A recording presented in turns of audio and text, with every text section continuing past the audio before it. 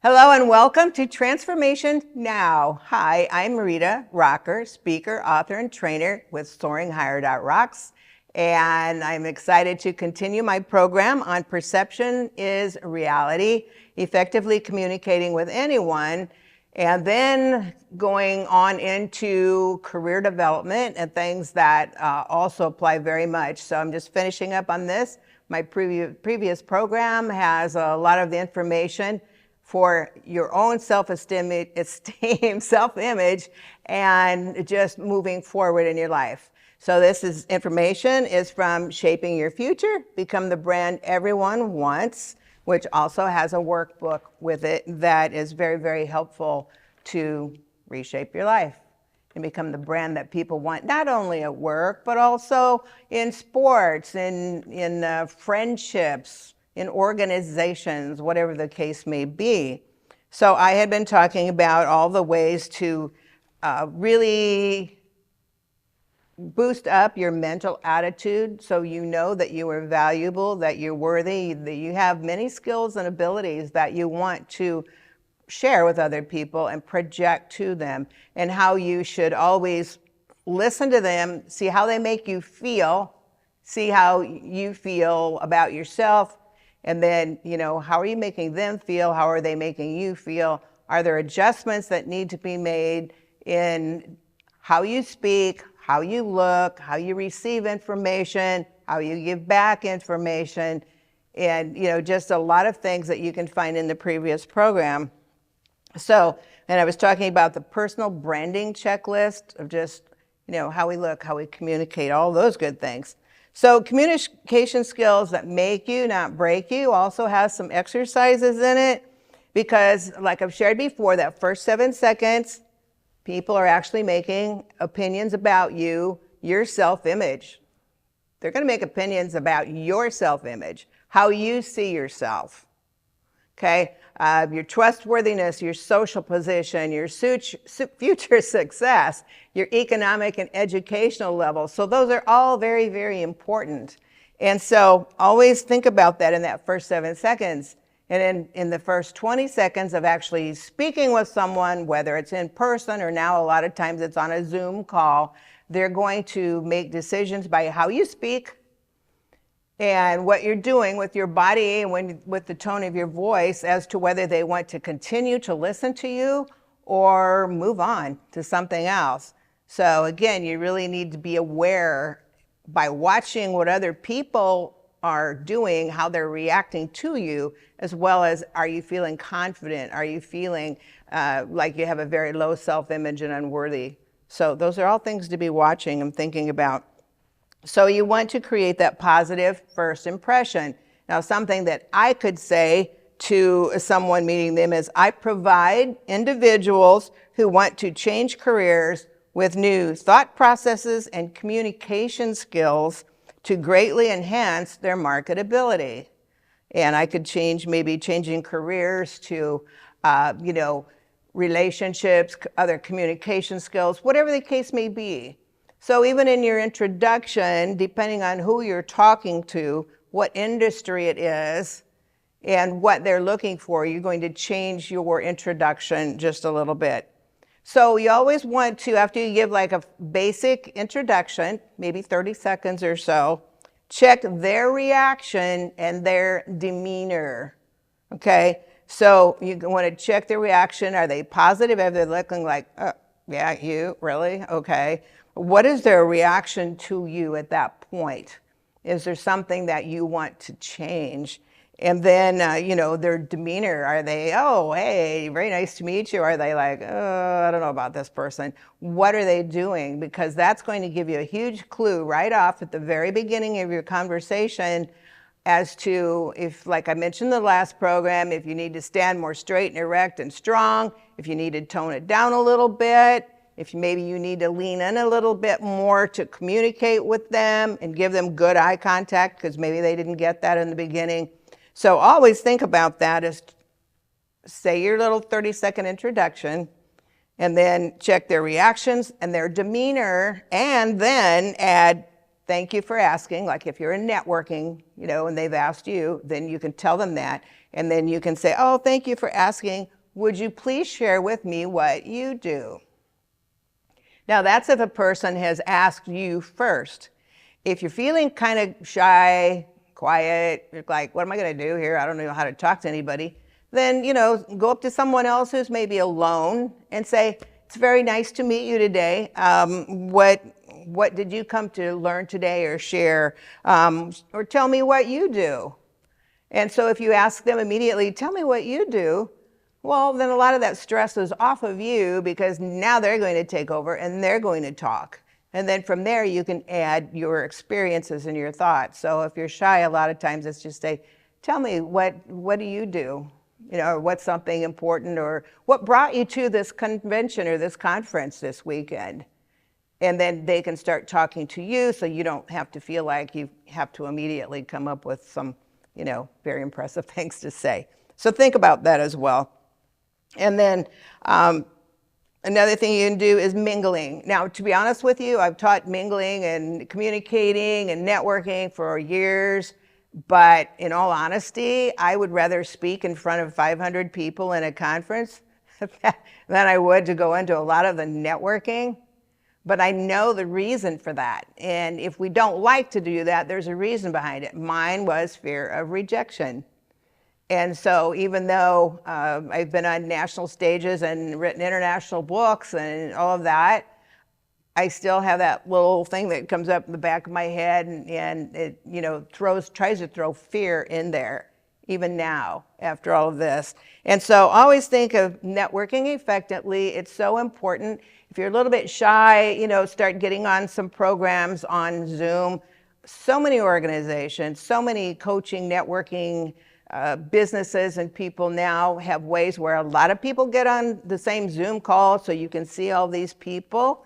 And you can listen to them, and then when something that that you believe in, you can share with them. And so if you need to build it up on Zoom first before you go out into the public, that's great. Chambers of Commerce, I used to work for the Sarpy Chamber. I loved what I did. They are also excellent ways to go and mingle, kind of break the ice. If you're still a little bit uncomfortable, I would say, ask them what you can do at the event. May I be at the registration table? May I take tickets or hand out handouts or whatever the case may be? Because if you do that and you're very shy and you're new in this organization, that gives you something to do. And then they can start talking to you, oh, thank you, or whatever the case may be. If they say their name and you're at the registration table, you can call them by name. It's very nice to meet you, Mary or John, whatever the case may be. And that helps break the ice a bit too. So don't be too shy not to go out and start really promoting yourself, watching other people, learning from other people, starting to create relationships with other people, volunteer to help somewhere along the line. And that will take that fear of approaching people and gosh, what am I going to say? And so that's really, really important. So mingling is very important. And so when you're in a room, then, again, you would say what you do, for whom, and then give your name. The reason you want to give your name after you say what you do and for whom or what company or maybe your own company is because by then they're actually hearing your name. Because as I said before, that first 7 seconds, people are judging you up and down, hair, teeth, really, sometimes, clothing, your posture, your body language, all these other signs. They're so busy checking you out physically that a lot of times they're not actually listening yet. And so by the time you say what you do, what kind of position you're in, or what you can do for other people, what you've created, what this product does that you can help them with, and the company, whether it's a company's name or your own name as an entrepreneur, and then you give your name last. It's kind of awkward. I've done that in classes before with other people, and it's really interesting because it's awkward. The first thing we always say is, I'm so-and-so. Well, if you do it the other way, I know we'd have everybody in the room do it, and they'd pick somebody who was next to them, and they would practice introducing themselves to each other. And they said, yes, it was uncomfortable, but it did help the fact that now they were able to remember their names because they were listening by then. And so think about that and practice. Practice with friends or family first so you get more comfortable doing that. But it really is very, very helpful. That's something you could also practice in a company, in a department. Say, hey, let's do something at this meeting, to get more comfortable, because maybe it's a company where you're out meeting lots of people or they're coming in to your location. And so you just build up your comfort as you go along and practice. Well, what if I'm attending an event? It's like, honestly, I'm not sure what people are wearing. It could be that it's a corporate office, but they're going out for some sort of event where maybe it's on a golf course or something casual, and it's like, gosh. Or maybe it's a very casual company, but they're going to something that at a hotel that's an event or something like that, and it's like, I have no idea what to wear. And so what you want to do is, you can maybe ask people or check around, get a pretty good idea of what people will be wearing, but then also bring something extra in your car. And so it could be, oh gosh, I see everybody walking in, or I just walked in and everybody's really dressed up and I'm not. I'm dressed like at work and it's a more casual environment. So you run out to the car, find a bathroom somewhere else, and maybe you have to put in your car like a nicer pair of shoes, maybe just something casual, but it was a little too uncovered. For a woman, maybe she would have a jacket or a cardigan in the car, put that on to that could be more dressy, maybe some different jewelry. Obviously, you're not going to keep expensive jewelry in the car, but you know what I mean. And so whether it's changing a shirt, changing shoes, something like that, that will make you feel more comfortable because you can walk back in feeling like you fit in what everybody else is wearing. So it is wise to do that sometimes if you're not sure. Okay, so that always helps too. And then watching the body parts, how many parts. I'm hearing comments all over, reading them in LinkedIn and even Facebook and places like that. And it's mostly women because there's a lot. And I remember talking to a couple businessmen a few years back at a networking event, and they were even talking about women and female attorneys and what they're wearing in court, and their skirts are way up to their rump and exposing way too much flesh. And it's like, that's not professional. People aren't going to think they're as credible as the attorneys want to be to others because of how their appearance is. It's like, are they focusing on the client, or are they focusing on themselves or their bodies? And I'm seeing that so much now, and I'm talking to other people that feel the same way. Women actually wearing sports bras, they're wearing Spanx and underwear for outerwear, and it's like, really? What are you trying to promote? Are you trying to promote the fact that you're a professional, or you're smart, or you're great at whatever your job is? Because it looks like you're just trying to promote sex in your body, to be real honest. And it really has become an issue. Even people that are demonstrating products like, adult beverages at stores are exposing, the top, the middle, their buns in the back. And it's like, that is so unprofessional. And, a lot of people can take offense to that because it's like, what is your point? Well, why are you here? Why are you wearing that? Are you trying to sell a product or yourself? And so I know nowadays things are a little bit different than when I was younger. However, people are still getting some negative impressions, and you'll see how people treat, the ones who are doing that. Maybe they get treated by someone else like, ooh, yeah. But other people are going to go, I don't think so. No, this isn't being very serious. So always think about that. Again, watch people and put some clothes on for some people because it's really getting out of line a lot.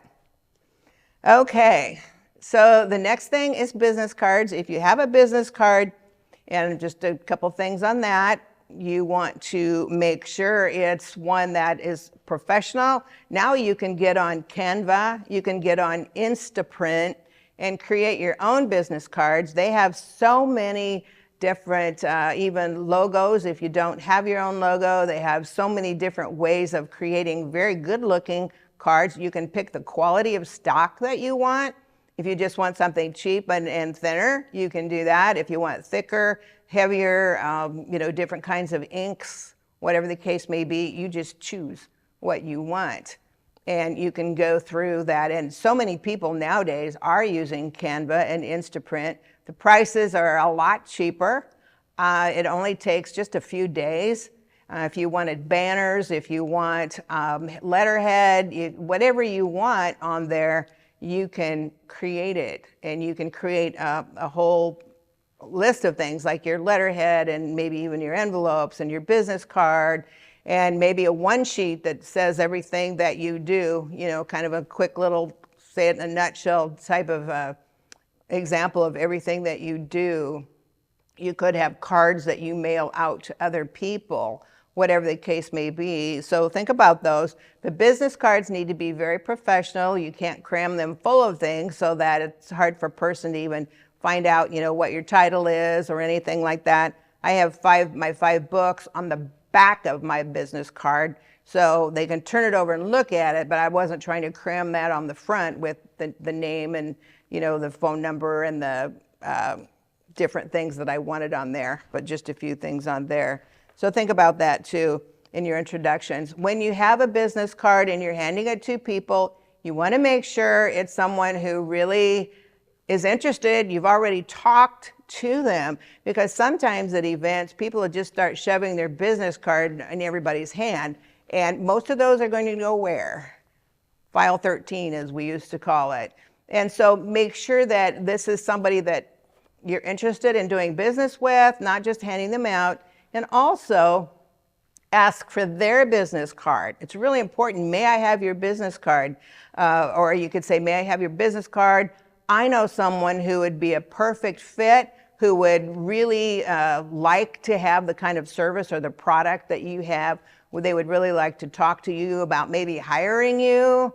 So when you give the business card, make sure it's facing them so they can read it, not you, but them. And then also say a reason why you want their business card. You never try to sell anything, whether it's a product or service. When you're first meeting someone, you want to build a relationship first. And if they feel like they trust you enough by what the conversation has been and maybe some of the things that you've done to help other people, then they will be willing to set up a time to meet with them personally or on a Zoom, as most people are doing nowadays. And so think of that too. Always show your interest in their card more than just talking about, oh, I do this, I do that, I do blah, blah, blah, blah, blah. No, it's, finding out what they do too and how you can network with them, how you can send business to them, how you yourself want their service. So always think about the benefits of those things and what you can offer them, but not just, and okay, come and talk to me, buy my program, buy my product. No, that's never, because that turns people off. Okay, so introductions and mingling, I have a whole program on this, but how do I conduct myself? I've talked about that a lot already, but conversational starters, because when we're networking with people or attending a party, they would really appreciate, a considerate introduction. And when we're meeting, maybe we're kind of heading up something and we need to introduce people to each other, and then we go on and introduce other people. And so you always want to say the names of each other and what they do. And so maybe you have a friend who just came in, very professional friend and maybe visiting or moving to Omaha in this case. And you also are at an event where possibly there's some doctors and some medical people. And so you always say the name of the most important title first. And it could be, Dr. Johnson, I'd like you to meet my friend Patty Paulson, who's from Phoenix. She's just moving into Omaha and she's in medical staffing. Patty, this is Dr. John Paul. He is the head of the psychiatry department here at the Med Center, or something like that. So you've given an introduction comment that both can use to start talking to each other about what they do, and then you move on to someone else. So always try to do that when you are introducing people as well as introducing yourself. And so think of conversational starters. And that's really, really important. Always dress again for the position you want, not the one you have. So, it's like, oh, the company is going on a golf outing, or they're actually going out to do some team building in a park.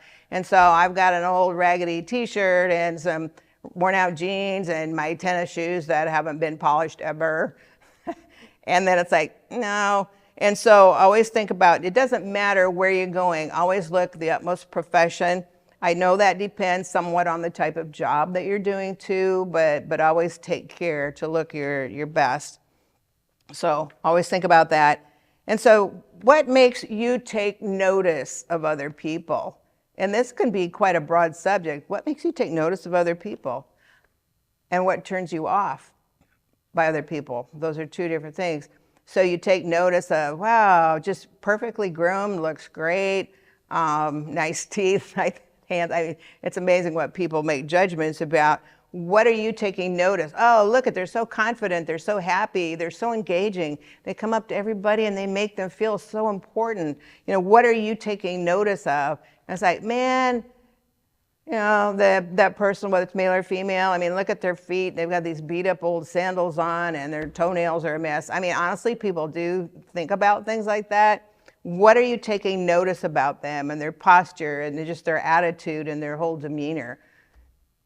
And if you see somebody who needs a little help with their demeanor, go up and be pleasant, be positive, and start talking to them, looking at them like they're a very important person, because everybody is important. And then what turns you off? Because it could be, oh, that person just looks angry, or they're not very polite, or whatever the case may be. And so always think of those things, because what turns off you to someone else could be turning someone else off to you.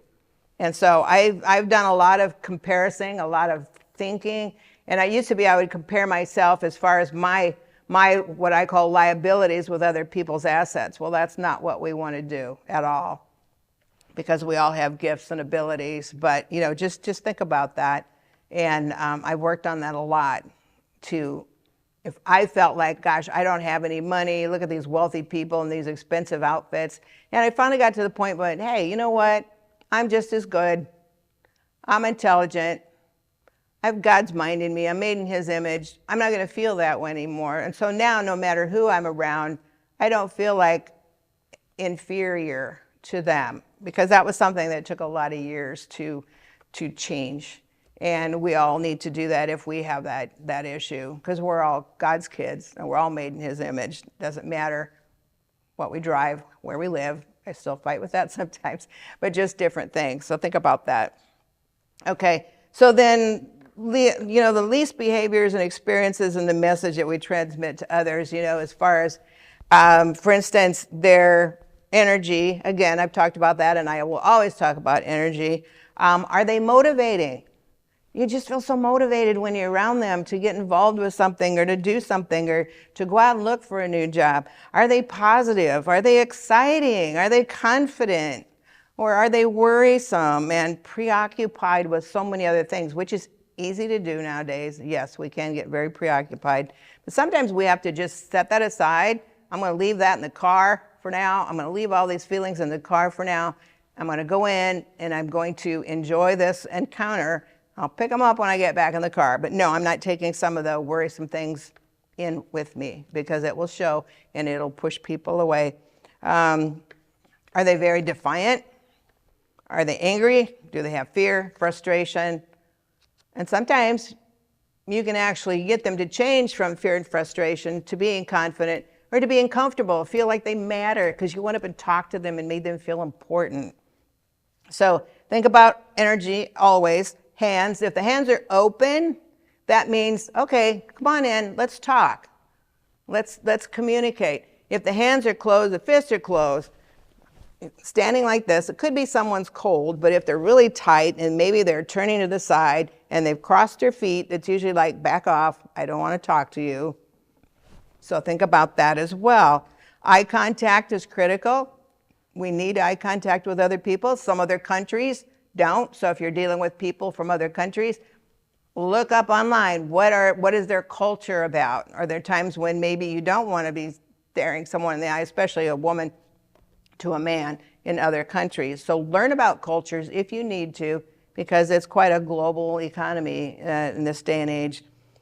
So again, your eye contact and your eyes in general, what they're saying, statements or questions. You know, sometimes people will say something and it's like, well, yes, I am very happy I'm here today.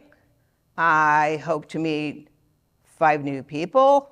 What am I doing? I'm raising my voice at the end of a sentence, and what that says is, I'm not sure I know what I'm saying, and they're going to read it that way. So when you're saying sentences, say a sentence, drop it off, end it. If you're asking a question, then you raise your voice. But I hear some people, even in professional, like on TV, that are raising their voice at almost the end of every sentence, and that really takes away from their credibility. So again, pay attention to that. And then adjusting the mode of speaking to who you're talking to, which I mentioned before, but it's always something to think about. Do we need to be stronger? Do we need to be softer? Do we need to be kinder? Do we need to be more emphatic about something? So adjust your way of speaking. If it's all about, I know this and I know that, blah, blah, blah, and you maybe have lost the person, start asking them questions. What's important to you? What would you like to see? And change the conversation to build it up. So I'll continue with this on the next program. So I wish you the best and talk to you soon.